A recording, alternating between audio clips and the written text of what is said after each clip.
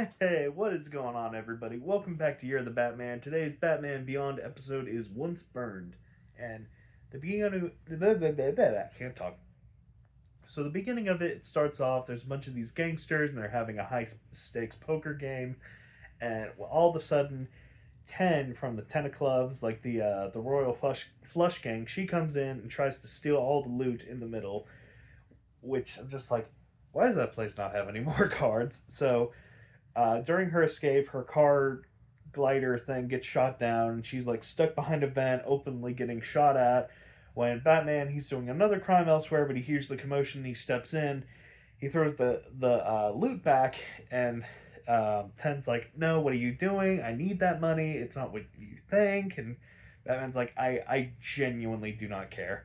All right, so he gets they both escape, and Terry goes back to Bruce, and he's like, "Hey, Ten's back. But I think she's in some kind of trouble though." And Batman's like, "Yeah, buddy, I've been down this road before. I think you're getting played." And Terry's like, "Oh, probably."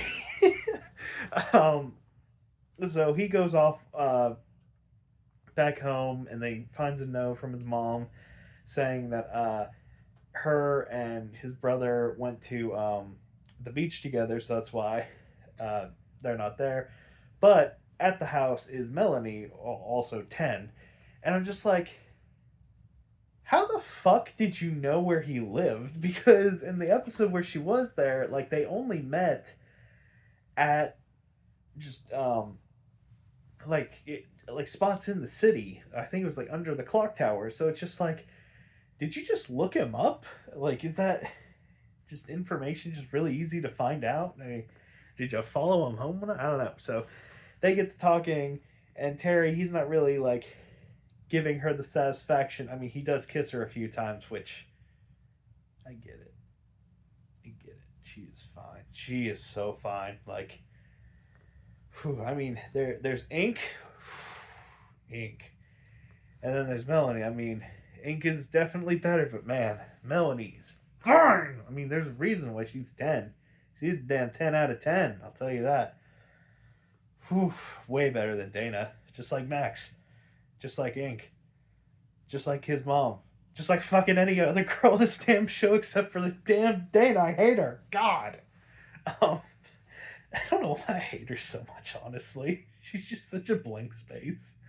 Um, so she gets talking. She's saying how she's getting pursued, and the Jokers are having they have her family hostage, and she needs ransom to bring him back. Which, in all honesty, she is stealing from a bunch of gangsters. So if you're gonna steal from any place, I feel like that's like the most morally justified place to steal it from. So Terry's like, "Yeah, he can hang out in my room for a while, but I don't know what the hell to tell you."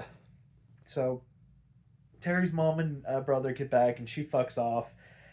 You also have to think, the Royal Flush Gang, they are not to be taken lightly, especially Ace. Ace is like a super strong android. Um, and the Queen, the King, and the Jack, they're all they're pretty good fighters in their own regard. So I'm just like, how the hell could the Jokers, who have pretty much never been a threat except when they have like some kind of weapon or power or something, like they're just a bunch of thugs. Like, how the hell did they um, get the Royal Flush Gang? So that kind of automatically pops up some red flags. So then the next night, Terry he stops 10 from interrupting the gambling game again, and he's like, "Listen here, I don't know what you're doing, but we're not doing this." And she explains to him as well. She's like, "Listen, Batman, I need that money to save my folks." And Batman's like, "Listen, we're gonna save your folks and whatnot, but we're not gonna steal from anybody, okay?" So they get to Joker hideout, and I don't know why they just kind of gloss over it, but they've got a fucking werewolf creature just like kind of baiting it and like messing around with it. Like, it's not talked about or used at all. It's just like this fucking werewolf that is just like locked to like a chain, and that's it. It's just, I'm like, what the hell is that thing? I want Batman to battle that, like, of all things. So him and Ten, they sneak into the building, but they get caught. So Terry, he has to battle a whole bunch of Jokers, and then he gets to a vault where there's just a sleeping Joker lying there, and he's like, "Hey, we're the Royal Flush Gang," and he's like, "I don't know what the hell you're talking about." So Ten, she leaves even before that conversation. Like, I think she was literally just taking him there just to get Batman out of the way. So Batman, he's battling everybody, but he gets overwhelmed, and then all of a sudden the Batwing comes in, and it's autopiloted by Bruce because earlier that night he was like, "Hey Bruce, it's quiet night. I'm gonna go study with Dana. Would you mind if I call it in? I call it early." And he's like, "Yeah, it's fine." So Bruce, at some point in the night, called Dana's house to make sure Terry was okay. Which I'm like, Bruce, you little sweetheart. You try to play the hard ass, but I know you got that damn heart of gold on. Also, with Catwoman, I know for a fact he knows what's going on through Terry's mind. So he's like, yeah, I better give the kiddo a call just to make sure he's okay. So when he didn't answer, he's like, all right, I gotta find him right fucking now. So he used the tracker on the Batsuit to find him and save him. So yeah. So Terry gets out of that mess. Well, what he's doing with all that, Ten shows up at the same card table place, and she makes out with the loot, and she fucks off back to the original place where the hostage negotiation was going on. But turns out it was the King of Clubs who orchestrated the whole thing because after the last kerfuffle, he wanted to make sure that Ten was loyal to the family. So all this was just a test. So then Batman shows up, and then Ace, Jack, Queen, and King, they're ready to fight him. And then Ten, she just kind of like runs off because she just is so conflicted. Like, she feels betrayed by her family, but she also doesn't want to fight Batman, who also, at this time, before the two of them assaulted the Joker Fortress, she gave a note for Terry, and she's like, "Hey, Batman, if I don't make it out of this, I want you to give this note to Terry."